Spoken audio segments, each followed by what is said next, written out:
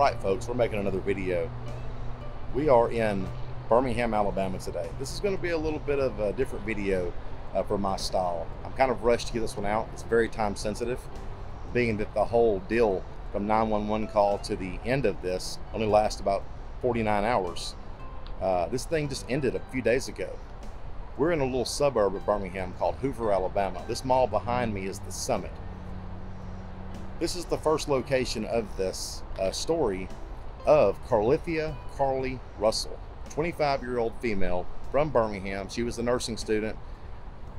Y'all stick around. I'm going to walk y'all through all the locations in this, the real live path that she took, everything I can possibly show you, all the way to her arriving back at her parents' house. Actually, it was her house too. She lived with her parents. Take you to all the locations. Y'all stay tuned.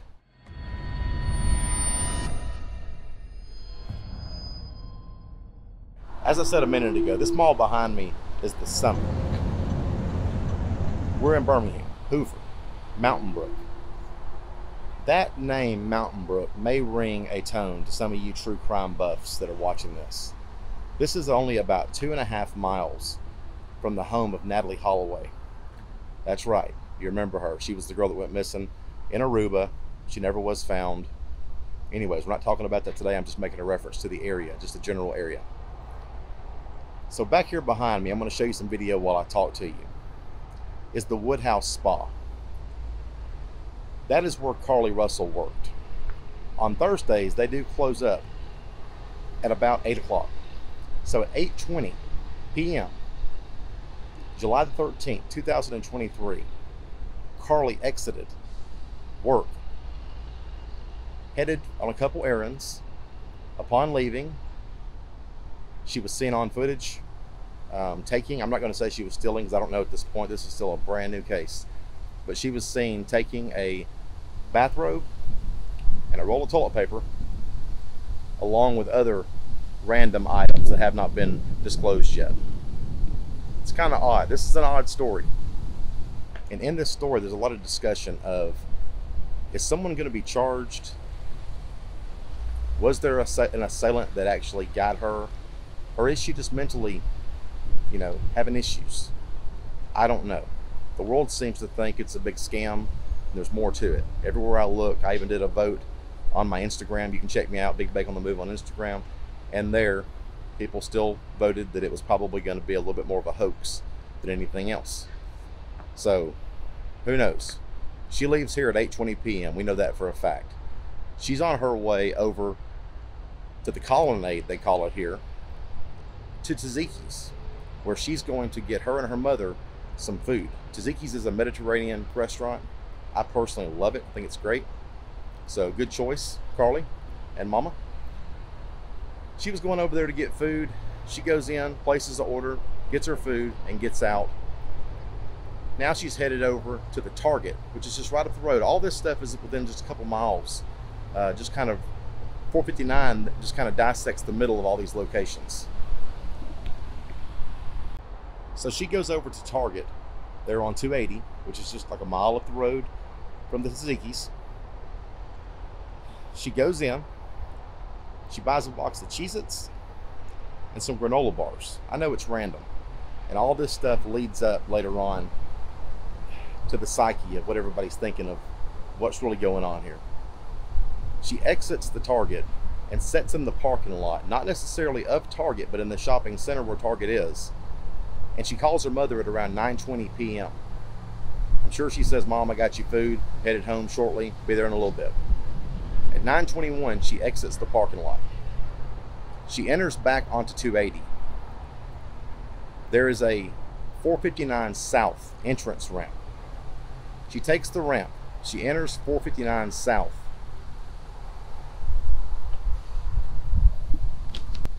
It is there on 459 South that at 9:34 p.m. a 911 call is made. Let's get back in the truck and I'm going to drive over there. I'm going to walk you through the scene. I'm going to show you the closed circuit camera footage. I'm going to show you exactly what it looks like in real life. Show you the proximity to things.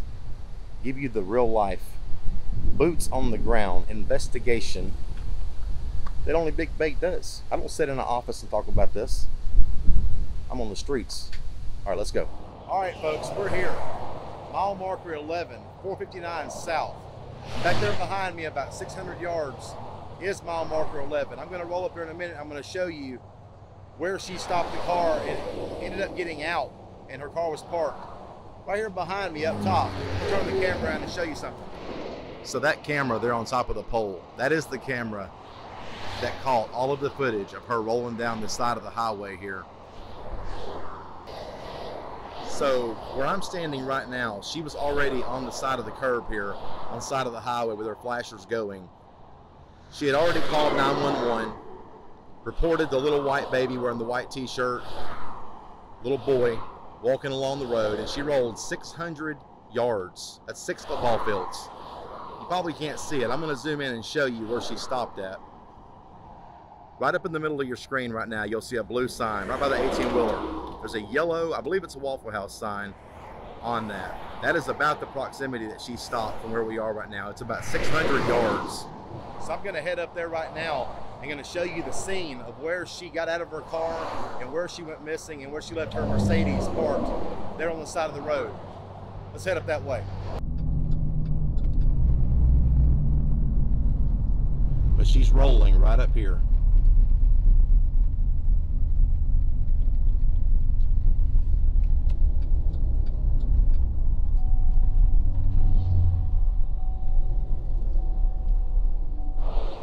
Here we are, mile marker number 11.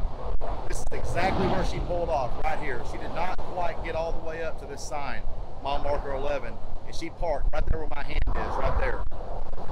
You can see her get out of the car. She comes around here to the grass, and she walks off this way into the grass here. Well, I'm going to flip the camera around. I'm going to show you the logistics of what's going on here. This is a pretty good hill over here. Hold on one second. Now, y'all look at this. You can see where the grass has been trampled and everything. They've dug this place. You can tell everything over here has been moved around. This is the hill she had to go up. This is a good 35, 40-foot hill. Behind that is a neighborhood. I'm going to show you a clip of the maps right now, just to show you how close we are to a neighborhood. This is backyards right here beyond this hill. This is the location right here where Carlee Russell disappeared. And 49 hours later, she'll be found. All right, folks, I brought y'all over here to a little bit of a quieter place. This neighborhood behind me over here, this is $1 Million Homes. This right here is where Carlee lived with her parents. Now, I'm not going to put their names out just for privacy reasons. They're out there. If you want to find them, you can.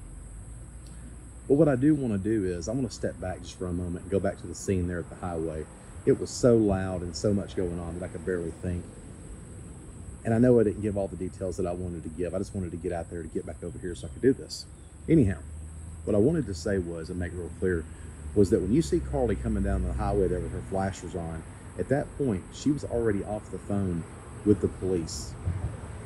She was, at that time, on the phone with her brother's girlfriend, and when she pulls up there and stops, at that point, they know for a fact that she was on the phone, because the girlfriend even says that she was talking to Carlee and she got out of the car, went around the car and spoke to the kid, asked the kid, was the kid okay? She never heard, the girlfriend never heard a reply, and then suddenly she heard Carlee scream. Instantly the phone was dropped, and that was the end of it. The line stayed open, but the phone call, there was no more words spoken back and forth between them two. Now the cops, the cavalry was on the way. This is a small community, they were coming in hot. About 4 minutes from dispatch time, the cops arrived on the scene. You can see them in the footage blazing in. It was just a few minutes, and I think 2 different cars was there. When they arrived on the red Mercedes, the engine was still running.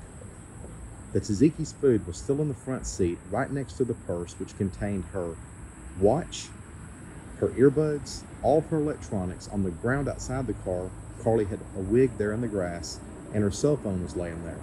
Now, what was missing from the car, and it's kind of ironic, was the items that she bought at Target, which was the granola bars and the Cheez-Its, and the bathrobe, toilet paper, and the other unlisted items from her work. But all of her purse, financial stuff, electronics, tracking devices, everything was left in the car. But she had time to grab Cheez-Its. I don't understand that.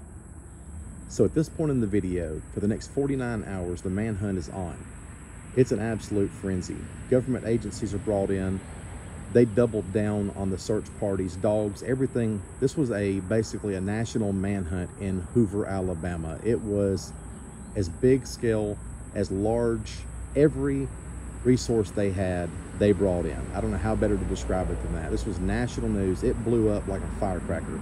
This thing was all over the world for the next 49 hours. Now, at this point, when I get into this part of the story, this is where y'all start skipping through my video. So I'm just going to leave this out. So the next 49 hours, all this goes on.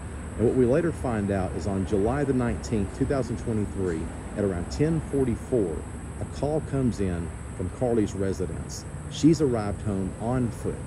The investigators later find out that there are Ring doorbell cameras in the neighborhood. And I can personally tell you, I've already driven down here, every house has them. And they have video of her just walking down the street. Now, I'm going to say this. I've talked to some of these people around here. Y'all are going to want to see the Ring doorbell footages.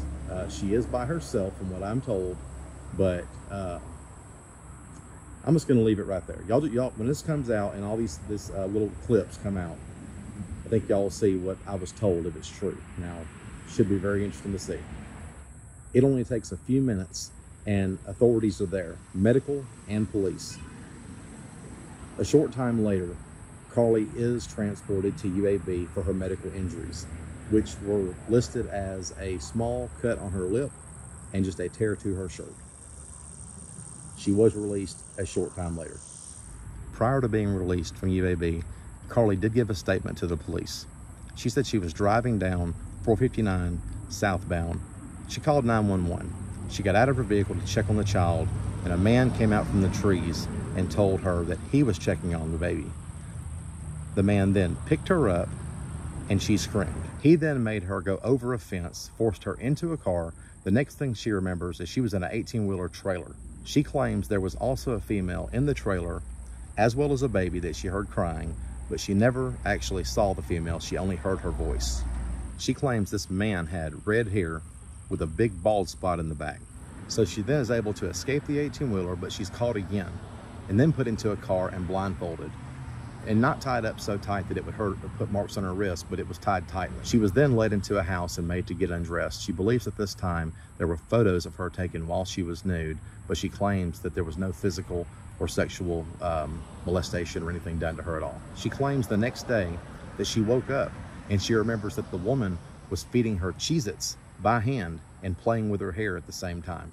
At this time, she was placed back into a vehicle again, but this time she was able to escape into West Hoover. She ran through a lot of woods and came out near her parents' residence. It was at this time the detectives noticed there was a small injury to her lip, and that she at that point was complaining about her head was hurting. They also said that they noticed a small tear in her shirt, and they found $107 in her sock. So as I said before, she left her phone behind. The local PD enlisted the help of the Secret Service to crack the phone to see if there was any evidence on it that may shed some light on this case. Now I'm going to give you some dates and times. Pay attention to the dates and the times in particular.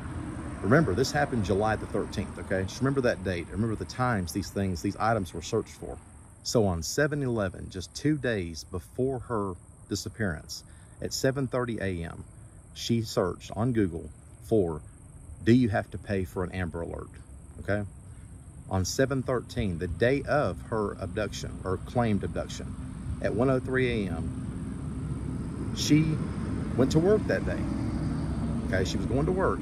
But that morning at 1:03, she Googles and searches how to take money from a register and not get called. Also on 7/13, once again, the same day as this incident, at 2:13 a.m., she Googles the Birmingham bus station.